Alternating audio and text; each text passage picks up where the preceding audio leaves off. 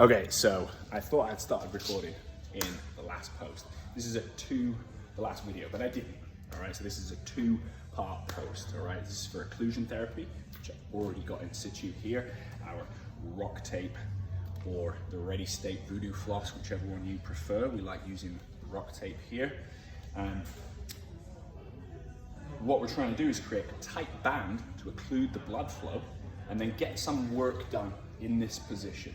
And that band is going to grab all those tissues and floss them and create some fluidity between them, sliding surfaces. But also, when we take this band off, we're going to get a rush of blood, open up any of those stiff tissues or any of the blood that's been caught up in there in any of those stiff type tissues, which can also give you quite a lot of pain.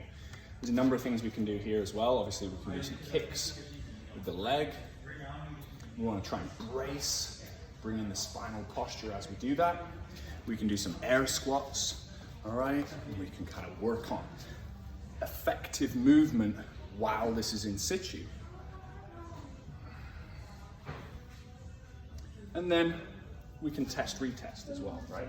So like I was saying before, when I didn't realize the video wasn't working, we can test the movement before we put it on, and then we can retest after. And one of the nice things about the Voodoo floss and the rock tape band is it's rubber, so you can grab it and twist the tissue and then repeat the same motion. And say, what does that feel like? How does that change it? And I can grab, twist again, and I can repeat the same. Also check the other leg. This is the extensor. And I can repeat that.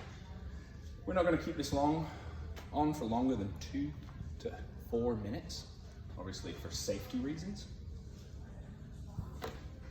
And afterwards, when we take it off, we're going to retest for comparisons. So we're going to check. 1, do I feel less pain? Does it feel better when I move around? 2, do I have better movement in the movements that I tested before I applied the technique? Is there changes in range of motion or control through this or the back leg? And start to work out what's been effective. I certainly feel like I have a lot more extension now from that hip. So we're gonna have a little play on the other side, see what happens. So just to show you, because you didn't see me put it on, this is a Voodoo floss band, and it is made by Kelly Starrett, who was then of Mobility WOD, is now of the Ready State. Look him up. We have been using rock tape because we are ambassadors for them. They also do a great compression tool. Once you've wrapped it up like this, when I'm putting it on the hip, I like to get the hip into this position. You can put it on like this, right? But now I'm bending over, so I just find it more effective to get up nice and high into the groin if you go like this. Now, if you're a guy, you gotta make sure you get your man bits out of the way, winch, and then we're gonna start laterally with the first piece, nice and high. Let's go. Right, there's 50, there's 100, let's go 75. 75%, 50% overlap. 75, 50% overlap. 75, 50 over. Now, if you do this well, you can cover quite a lot of tissue. Then it becomes about the work that you do with this on. This technique's been around for quite a while. It's used in powerlifting and weightlifting as well quite regularly. Now I could do some mobility work right here. Grab that thigh, twist it inwards as I come into flexion. Often hip flexion, the missing hip flexion, internal rotation, that hip impingement syndrome in the front of the hip. So if we want to create a little bit more femoral internal rotation, because we're lacking, then we can really grab this femur and internally rotate it as we come into more of a flexed position. Also catch some of those underside bits that are really difficult to get. And we can also rotate out the opposite way.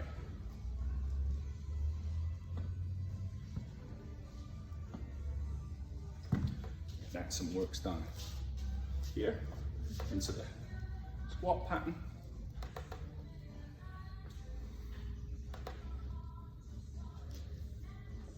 You could even practice some hinges here.